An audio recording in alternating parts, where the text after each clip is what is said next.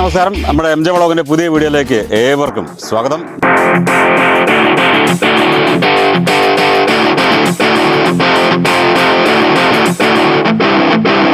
Hello guys, നമസ്കാരം. MJ വ്ളോഗിന്റെ പുതിയ വീഡിയോയിലേക്ക് ഏവർക്കും സ്വാഗതം. ഞാൻ മനോജ് അതപ്പുള്ളിൽ. ഇന്ന് നമ്മുടെ ഇവിടെ ഉള്ളത് കെവിൻ മാത്യു ആണ് നമ്മുടെ ഇവിടെ ഉള്ളത്. അപ്പോൾ Kevin, congratulation. Thank you. Kevin പുതിയതായിട്ട് മേടിച്ച ഗ്രേറ്റ് വാളിന്റെ ടാങ്ക് എന്ന് പറയുന്ന വണ്ടിയാണ്. ഇതിന്റെ റിവ്യൂ ആണ് നമ്മൾ കാണുന്നത്. ഞാൻ ഈ വണ്ടിയുടെ റിവ്യൂ എടുക്കാൻ കാരണം എന്താണെന്നറിയോ? ഈ വണ്ടി ഞാൻ അധികം കണ്ടിട്ടില്ല. ആദ്യമായിട്ട് നീ അന്ന് പള്ളിയിൽ ഇവനെ ബ്ലസ് ചെയ്യാൻ വേണ്ടി കൊണ്ടുവന്നപ്പം ഭയങ്കര ഒരു ലുക്ക്, നമുക്ക് ഒരു ഭയങ്കര നൊസ്റ്റാൾജിക് ഫീൽ. അതായത് നമ്മുടെ നാട്ടിലെ ഇതില്ലേ താറ് അല്ലെങ്കിൽ ഇവിടുത്തെ മറ്റേ ജീപ്പ് റാംഗ്ലർ, അതിന്റെയൊക്കെ ഒരു ലുക്ക്. നമുക്ക് ബോയ്സിനെ സംബന്ധിച്ചോളം എപ്പോഴും ജീപ്പ് എന്ന് പറയുമ്പോൾ ഭയങ്കര ഒരു ഹരമാണ്. നമ്മുടെ ഗ്രേറ്റ് വാളിന്റെ വണ്ടിയാണ്. ഗ്രേറ്റ് വാൾ എന്ന് പറയുമ്പോൾ ഏത് രാജ്യത്താണെന്ന് നമ്മൾ പറയേണ്ട കാര്യം? ചൈനീസ് ബ്രാൻഡാണ്. അവരുടെ അടിയിൽ ഹാവൽ വരുന്നുണ്ട്, ക്യാനൻ വരുന്നുണ്ട്. അങ്ങനെ കുറെ സബ്സിഡറീസ് ഉണ്ട്. ഇതിപ്പോ ലാസ്റ്റ് 2 to 3 years മുന്നേ ഇറക്കിയ പുതിയ സബ്സിഡറി ആണ്. 3 years ആയി വണ്ടി ഇറങ്ങി. 2022 ഇറങ്ങിയത്.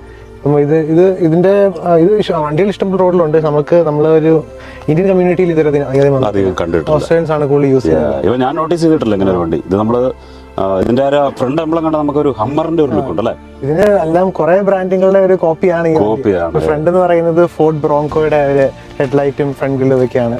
എന്ന് പറയുന്നത് ഒരു ഹമ്മറിന്റെ ഇതും, പിന്നെ ബാക്ക് റാംഗ്ലറിന്റെ ആ ഒരു ബോക്സ് ഈ ഫീൽ കൊടുത്തിട്ടുണ്ട്. ഇതിന് ഓൺ റോഡ് എത്ര രൂപ നമുക്ക് വില വരുന്നത്? On road petrol edition 50,000 on road ആണ്. 50,000. അതാണ് വളരെ 50,000 എന്ന് പറഞ്ഞാൽ ബാക്കി വണ്ടി കമ്പയർ ചെയ്യുമ്പോൾ വളരെ ചീപ്പല്ലേ? 50,000 ഇത്രയും ഫെസിലിറ്റി കിട്ടുക എന്നുള്ളതാണ്. ഓഫർ ചെയ്യുന്ന ഫീച്ചേഴ്സിന് നമുക്ക് വേറൊരു വണ്ടി കിട്ടുന്നതിന് ഡബിൾ പ്രൈസ് കൊടുക്കണം നമ്മള് വേറെ. പിന്നെ ഇത് ഹൈബ്രിഡ് ആണ്. ഹൈബ്രിഡും ആണ്. ഹൈബ്രിഡിന് $10,000 കൂടുതലാണ്. മൈലേജ് എങ്ങനെയുണ്ട്? മൈലേജ് നമ്മുടെ ഒരു പ്രാഡോയുടെ അതുപോലെ തന്നെയാണ്. High 10s, law 11s, 10.5, 11.5. Hybrid എന്ന് പറയുന്നത് ഫ്യൂൽ എഫിഷ്യൻസിക്ക് വേണ്ടിയുള്ള ഹൈബ്രിഡ് അല്ലേ? എന്ന് പറയുന്നത് നമ്മുടെ സാധാരണ ടൊയോട്ടയിലൊക്കെ എന്ന് പറയുമ്പോൾ സീരീസ് എഞ്ചിനാണ്. അത് ഇത് ഹൈബ്രിഡ് എഞ്ചിൻ ആദ്യം സ്ലോ സ്പീഡ്സ് ലോൺ ആയിട്ട് പിന്നെ ഒരു 60 എപ്പോൾ വരുമ്പോഴത്തേക്ക് തന്നെ ഓഫ് ആവുന്ന ഒരു സെറ്റപ്പാണ്. ഇത് പറയുമ്പോൾ പാരലൽ എഞ്ചിനാണ്. ഇത് ആ ഒരു ഔട്ട്പുട്ട് കൂട്ടാൻ വേണ്ടിയുള്ളതാണ്, പെർഫോമൻസ് ഇംപ്രൂവ് ചെയ്യാനുള്ളത്. പെർഫോമൻസ് ഇംപ്രൂവ് ചെയ്യാൻ വേണ്ടി മാത്രം. അപ്പോൾ നമ്മൾ വിചാരിക്കുന്ന മറ്റേ മൈലേജ് കൂട്ടാൻ വേണ്ടിയുള്ള ഹൈബ്രിഡ് അല്ല. ഇതിൽ സ്ലോ സ്പീഡിൽ ഹൈബ്രിഡ് എഞ്ചിൻ ഇലക്ട്രിക് എഞ്ചിൻ മാത്രം സ്വിച്ച് ഓൺ ആവും. പക്ഷെ എന്നാലിരിക്കെ മറ്റേ ഇത് ഇവരുടെ മെയിൻ മോട്ടോ എന്ന് പറയുന്നത് പെർഫോമൻസ് തന്നെയാണ്. ഇതിപ്പോ ഡീസൽ വണ്ടിയാണ്. ഇത് പെട്രോൾ ഹൈബ്രിഡ് ആണ്. ഡീസൽ ഈ വർഷം. ഇതിന്റെ സർവീസ് കാര്യങ്ങളൊക്കെ എത്ര സമയത്താ? ഇതിന് 7 year അൺലിമിറ്റഡ് വാറണ്ടി ഉണ്ട്. 7 year unlimited warranty. That's very good point. അത് അൺലിമിറ്റഡ് കിലോമീറ്റേഴ്സ് വാറണ്ടി. അത് ബൈ ഡിഫോൾട്ട് ആണ്.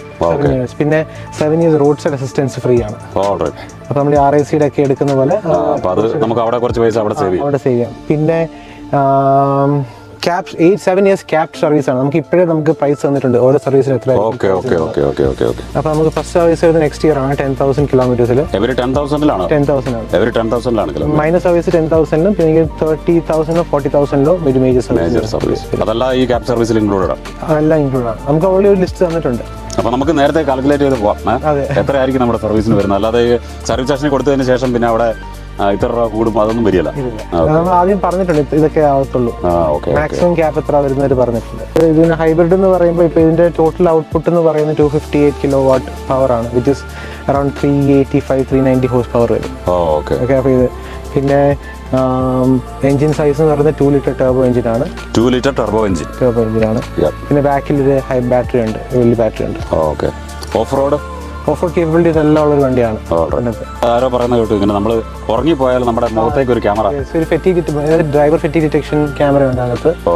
അപ്പം അത് നമ്മൾ ഇങ്ങനെ ട്രാക്ക് ചെയ്തോണ്ടിരിക്കുക. ഇപ്പൊ നമ്മളൊരു പ്രൊലോങ്ഡ് പീരീഡ് നമ്മൾ ഡിസിനസ് അല്ലെങ്കിൽ ഫെറ്റീഗ് ആയിട്ട് അതിന് തോന്നുവാണെങ്കിൽ എല്ലാം അടിച്ചത് അതിന് സ്റ്റിയറിംഗിലൊക്കെ വൈബ്രേഷനൊക്കെ കൊടുത്ത് ഒന്ന് ഇത് ഉണർത്താൻ നോക്കും. പിന്നെ ഇന്റലിജന്റ് ഓട്ടോമാറ്റിക് പാർക്കിംഗ് ഉണ്ട് ഇതിനകത്ത്. ഓട്ടോ പാർക്കിംഗ് അല്ലേ?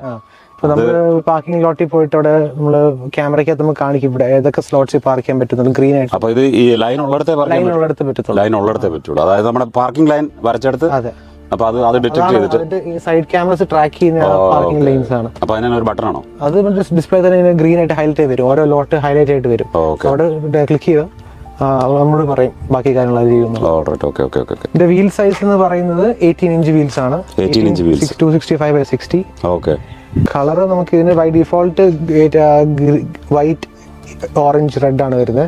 പിന്നെ ഗ്രേയും ബ്ലാക്കും പ്രീമിയം കളേഴ്സ്. അതിന് എക്സ്ട്രാ $500-600 എക്സ്ട്രാ. ഇത് metallic colour, crystal black. Variants എന്ന് പറയുന്നത് നമ്മളെ ഏറ്റവും ഇപ്പം 3 പ്ലാറ്റ്ഫോം ആണുള്ളത്: പെട്രോൾ, ഡീസൽ, പെട്രോൾ ഹൈബ്രിഡ്. അപ്പം 3 പ്ലാറ്റ്ഫോമിൽ 2 വേരിയന്റ് വെച്ചുണ്ട്. Lux, ultra. ലക്സ് എന്ന് പറയുന്നത് ഇതിന്റെ ലക്സിന്റെ ഡിഫറൻസ് പറയുമ്പോൾ വീൽ സൈസ് 17 ഇഞ്ച് ആണ്.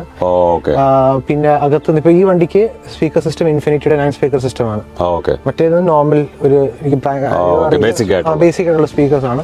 പിന്നെ അത് പറഞ്ഞ പോലെ തന്നെ ഈ ഓട്ടോ വയർലെസ് കാർപ്ലേ ഇല്ല, പിന്നെ ഈ ഫെറ്റീവ് ഡിറ്റക്ഷൻ സിസ്റ്റം ഇല്ല, ഇന്റലിജന്റ് പാർക്കിംഗ് ഇല്ല, അങ്ങനെ. പിന്നെ മസാജ് സീറ്റേഴ്സ് ഉണ്ട്. മസാജ് സീറ്റ് ഉണ്ട്. അപ്പം അതൊന്നും ആ ഒരു ബേസ് വേരിയന്റ് ഇല്ല.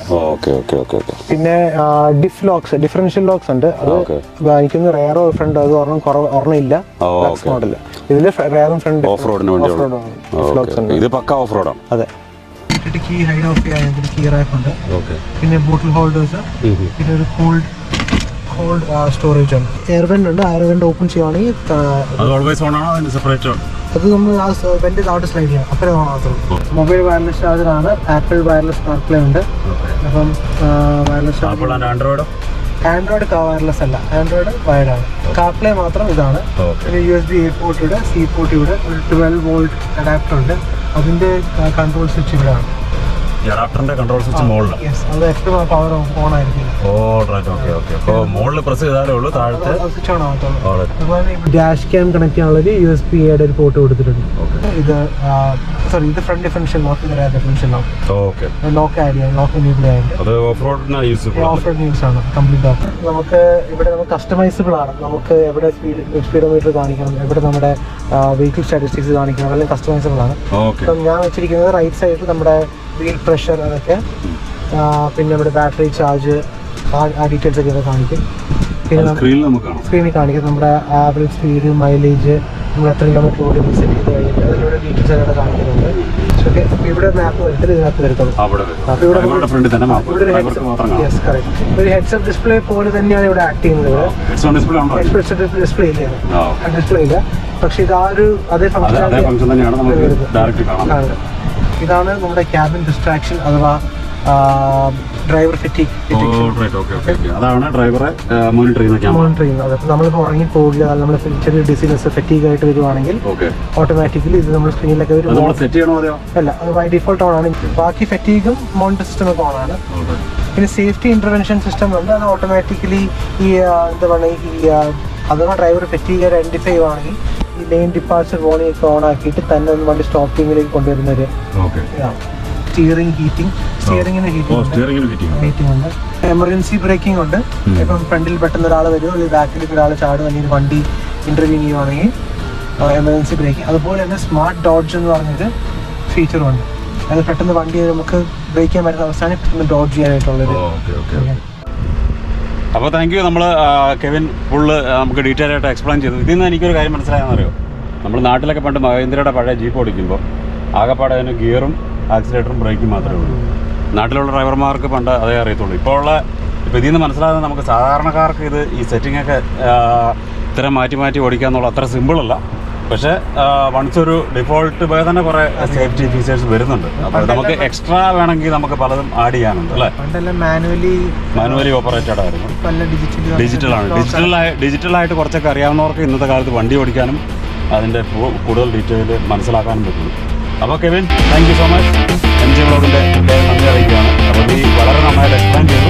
Thank you very much.